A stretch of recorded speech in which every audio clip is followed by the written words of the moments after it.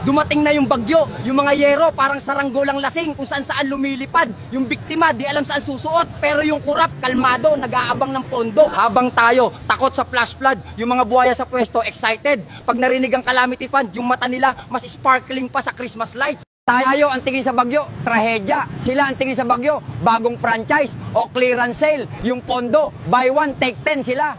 Yung bagyo, di pa nga naglandfall yung pondo. Naglandfall na, diretso sa account niya. Mas mabilis pa sa signal number 5.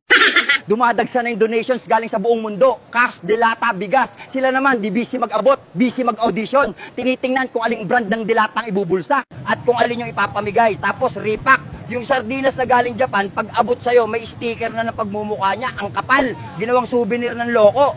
Yung tulong, ang bagal, kala mo pagong na may rayuma. Pero yung pondo, ang bilis, kala mo jet ski, na wala agad sa budget. Yung budget na 100 million para sa yero at gamot, naging 1 million na lang, magic. Saan napunta yung 99 million? Naging bag ng asawa niya, o baka luxury car. Habang yung biktima, di makatulog sa lamig, siya di makatulog sa kakaisip kung aling bangko sa ibang bansa siya magde-deposit. Ang lupit. Hoy, kayo dyan, yung luha ng mga nasalanta, huwag nyong gawing pampadula sa mansion nyo. Yung tiyan na kumakalam, di yan alkansya ng kasakiman nyo. Tandaan nyo, yung karma mas mabilis pa yan sa flash flood. Pag yan rumesback, yung kickback nyo, di yan salbabida. Lunod kayo sa sarili nyong kadugyutan. Mas makapal pa sa diksyonaryo ang listahan ng kasalanan nyo. Yung baha, lilipas yan. Pero yung utang nyo sa bayan, hanggang kamatayan.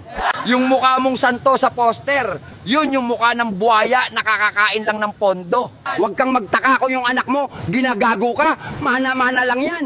Yung katarantaduhan mo, na-download niya. Huwag kang magtago sa likod ng Biblia. Yung Biblia, sinusuka ka. Baka magliyab yan pag hinawakan mo. Isa lang hiling ko, sana yung pondo na kinain mo, lumabas sa ilong mo, barya-barya, para masakit. Tandaan nyo, yung tiyan yung lumalaki, katumbas niyan, yung libingang lumiliit para sa mga biktima. Mabilaukan sana kayo sa kickback.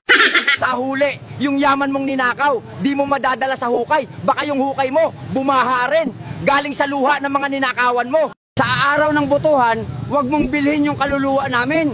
Yung kaluluwa mo, matagal ng bentang-benta sa demonyo.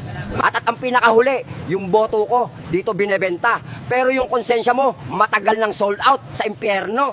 Kaya pag eleksyon, huwag kang amnesya. Yung 500 na abot ng kurap, resibo yan ng bilyong ninakaw niya. Huwag mong i-renew ang kontrata ng demonyo.